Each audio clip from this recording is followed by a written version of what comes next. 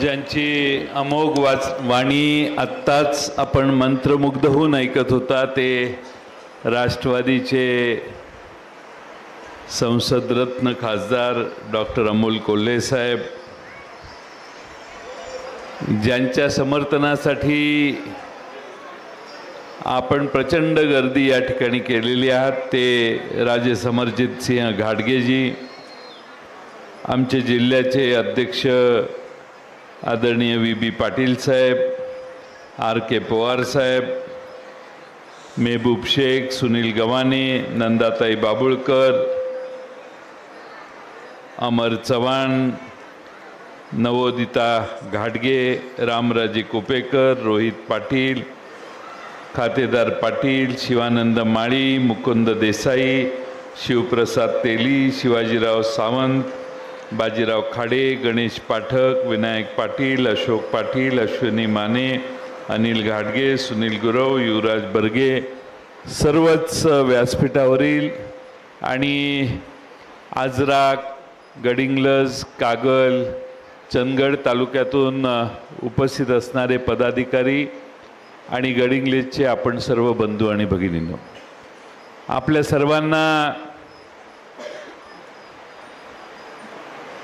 विधानसभेची निवडणूक आज जाहीर झाली आहे याची कल्पना आहे. 20 नोव्हेंबरला मतदान होणार आहे. राजे समरजित घाटगे यांनी पवार साहेबांच्या बरोबर काम करायला सुरुवात केल्या समोरच्या बाजूने तुम्हाला 2 डिग्र्या मिळाल्या, म्हणजे तुम्ही निवडणूक जिंकलेली आहे. त्रास समोर झाला आणि पराभव दिसला म्हणून तुम्हाला आता डिग्र्या मिळणार, अजून 4-5 डिग्र्या देतील ते.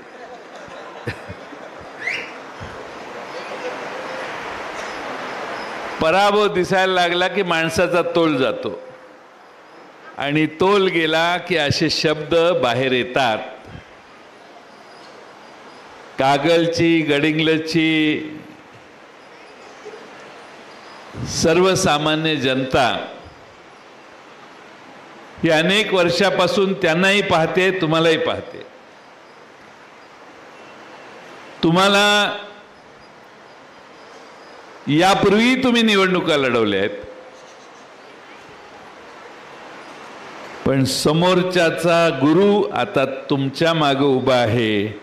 ही सगळ्यात तुमची या निवडणुकीतल्या लढाईतली सगळ्यात मोठी ताकद आहे. पवार साहेब फक्त एकदाच येऊन गेलेत,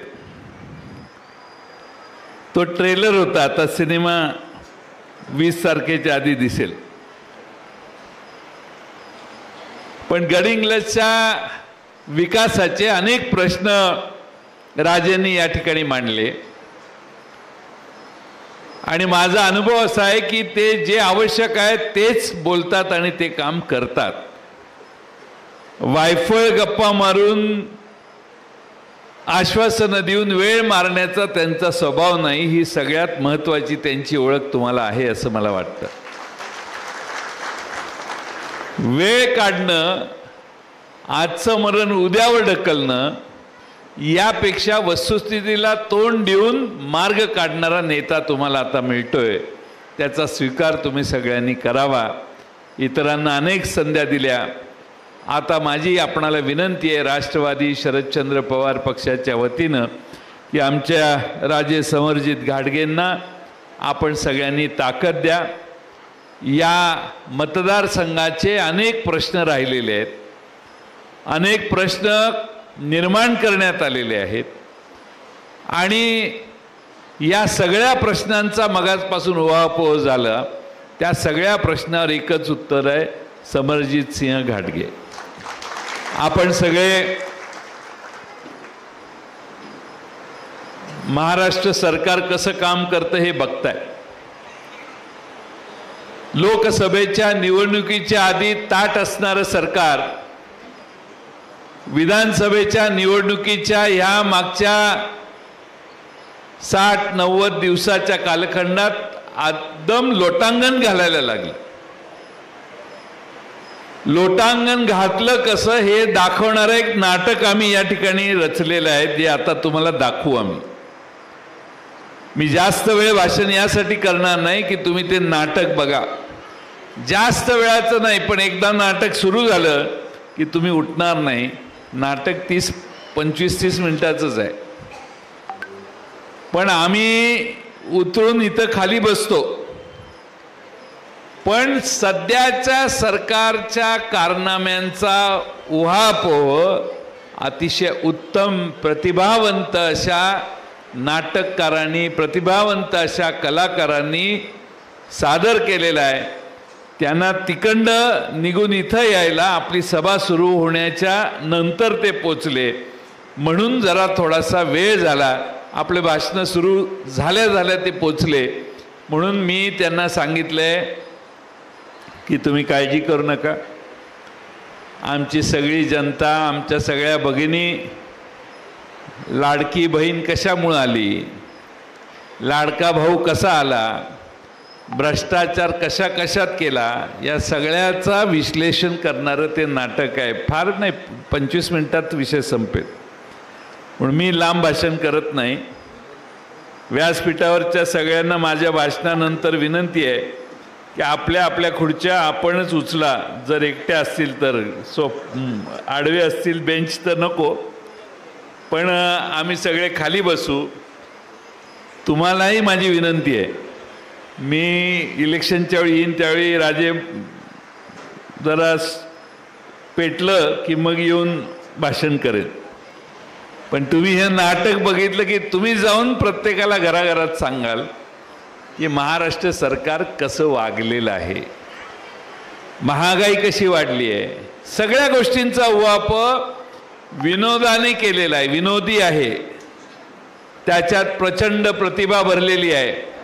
आणि एवढ्या मोठ्या प्रमाणामध्ये सरकारची मागच्या 1.5 वर्षाची वागणूक सहजगत्या लिहिल्या त्यांनी समजावून सांगितलेली आहे. आज तुम्ही मोठ्या संख्येने इथं आलात.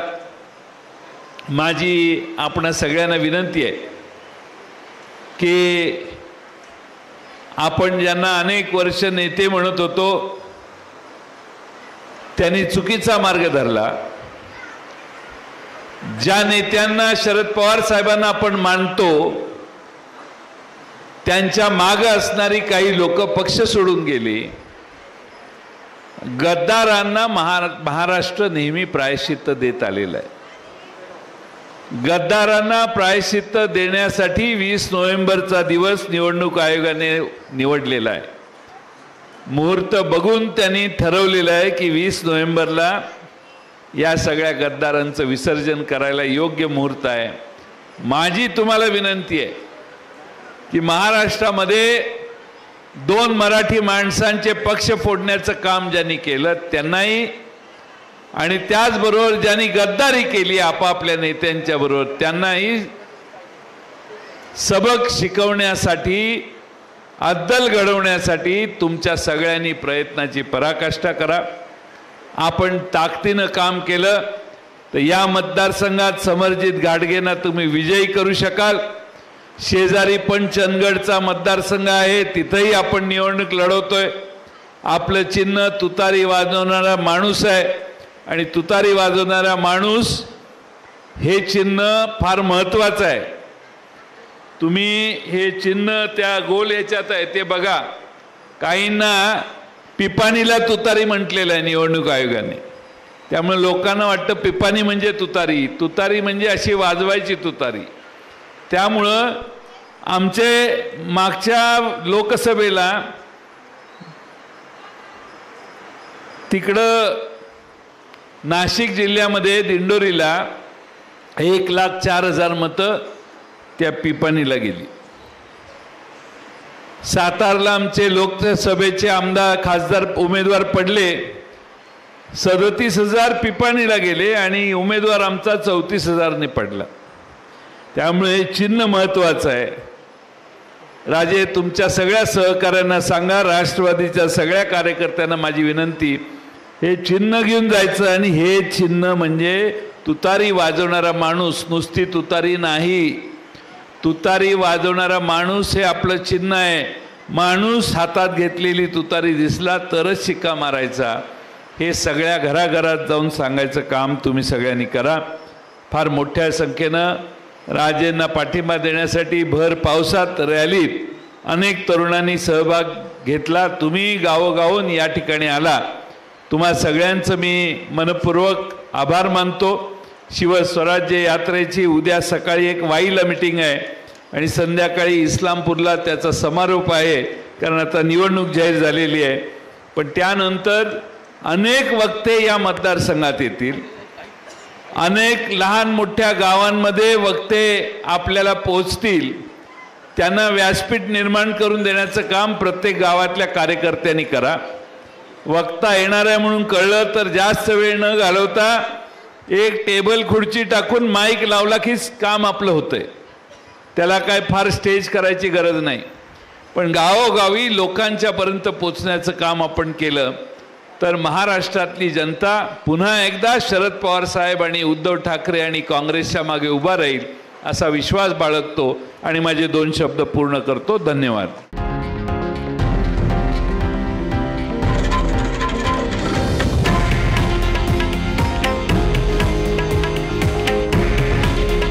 हे आहे देशातील नंबर 1 न्यूज नेटवर्क आणि आपण पाहत आहात TV9 मराठी. काळजी तुमची, हित महाराष्ट्राचं.